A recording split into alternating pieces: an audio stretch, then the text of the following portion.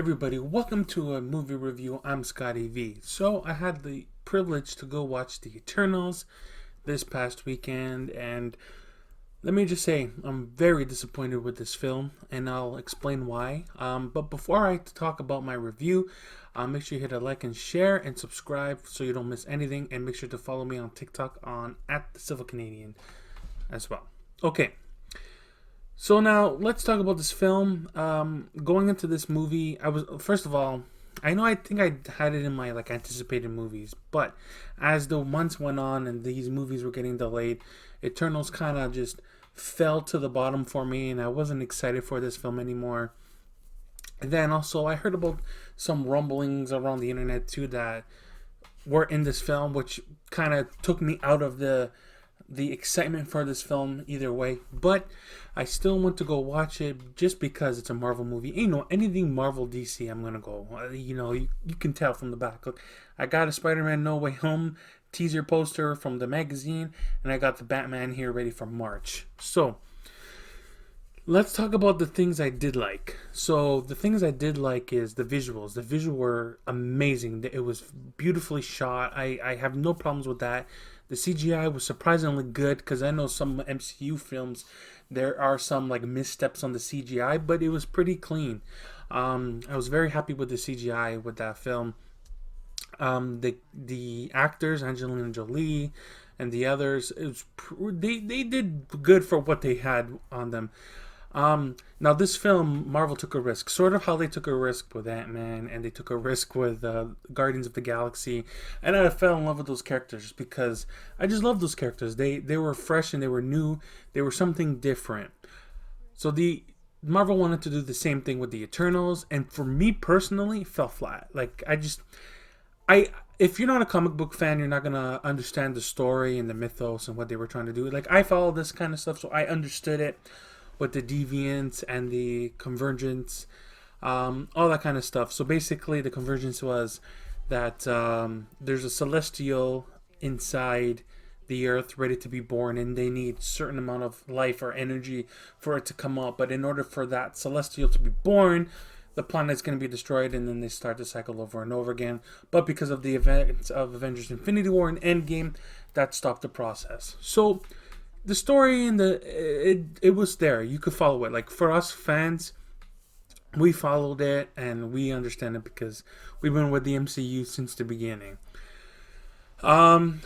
So throughout this film, that it was going back and forth in time. At one point for me, it got confusing because I lost track. I didn't know if it was present day or back in the day. Obviously, they had the title cards on the bottom. They said 70 AD or 5000 BC. So yeah, it was just jumping back and forth, and we learned out who the true villain was, and it was pretty cool to see the Celestial in this film. The last time we saw them was in Guardians of the Galaxy, I believe, the first one, where we saw the Collector talking about them. So with that said and done, the movie was over 2 hours 39 minutes, 240. I just didn't have a deep connection with these characters that I think I should have, like Icarus and all those guys.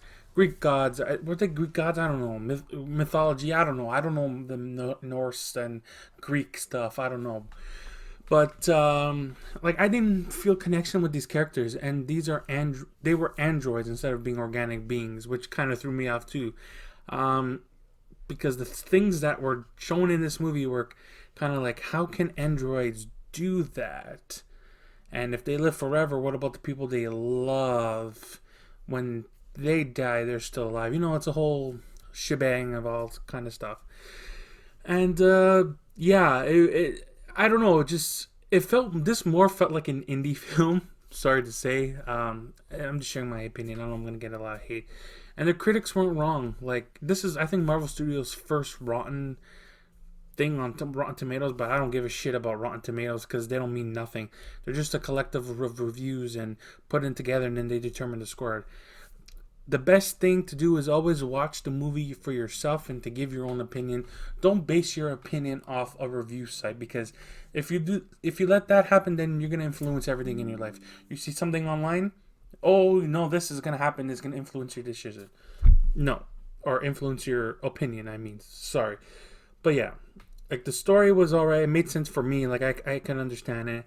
But in this film, it kind of made the events of Avengers Endgame and Infinity War feel like something small, because it was laid up for 10 years to build for Thanos and the whole events of Endgame and Infinity War, that the events of this film kind of made that seem nothing. It's like, I don't know how to compare it. It's like the Eternals events were so big and in such different scale compared to the events of Avengers Endgame and Infinity War that made those things nothing, right? It just made that look like a piece of cake if they got involved, right?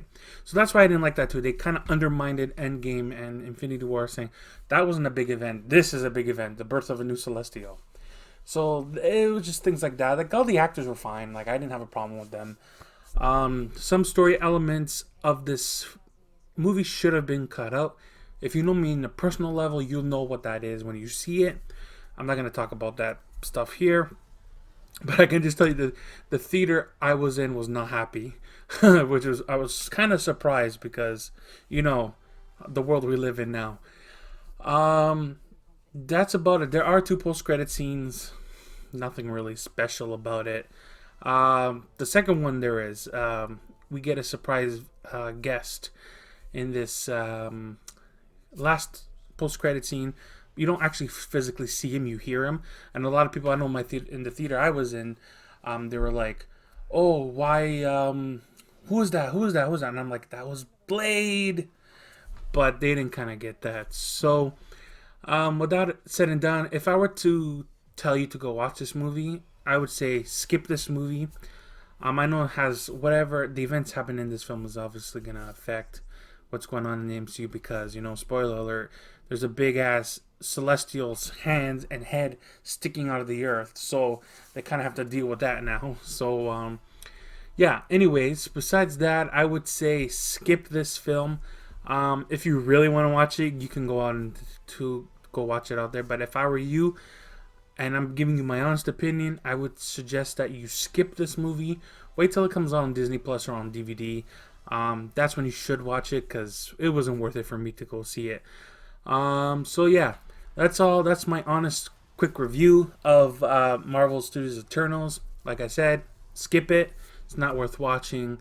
So yeah, make sure you leave a comment. Did you watch Marvel Studios Eternals?